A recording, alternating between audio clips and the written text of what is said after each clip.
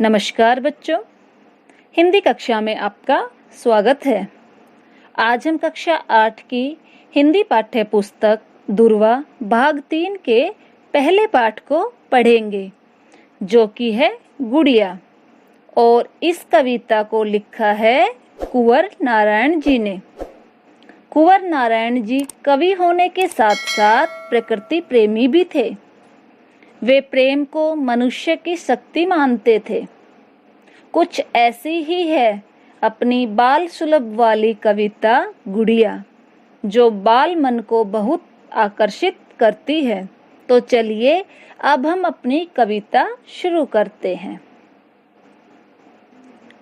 मेले से लाया हूँ इसको, छोटी सी प्यारी गुड़िया, बेच रही थी इसे भीड़ में, बैठी नुक्कड़ पर बुढ़िया।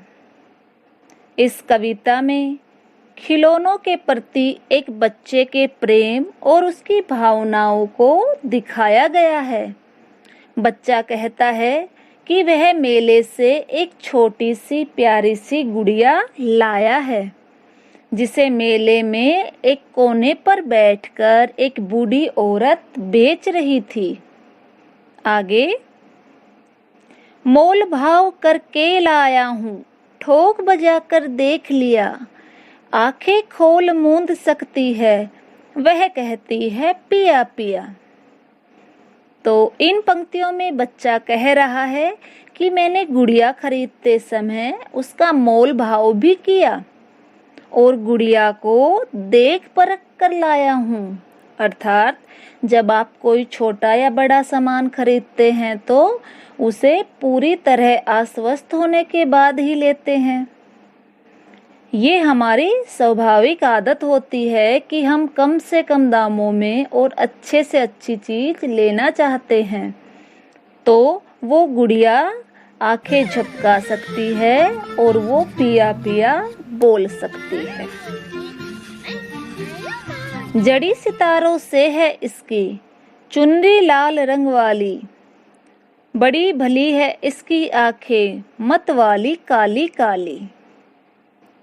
तो यहाँ पर गुड़िया की रूपरेखा का वर्णन किया गया है कि जो गुड़िया की जो चुनरी है वो लाल रंग की और सितारों से जड़ी हुई है। उसकी काली काली मत वाली आंखें बड़ी सुंदर लग रही है। ऊपर से है बड़ी सलोनी, अंदर गूदड़ी है तो क्या, ओ गुड़िया तू इस पल मेरे, शिशु मन पर विजय माया। आगे इन पंक्तियों में बच्चा कह रहा है कि उसे पता है कि गुड़िया बेकार फटी पुरानी चीजों से बनी है, लेकिन फिर भी वह गुड़िया की सुंदरता से प्रभावित है।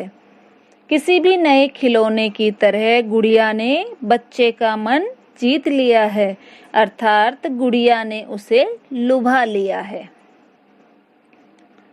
आगे, रखूंगा मैं तुझे खिलौनों की अपनी अलमारी में, कागज के फूलों की नन्ही रंगारंग फुलवारी में।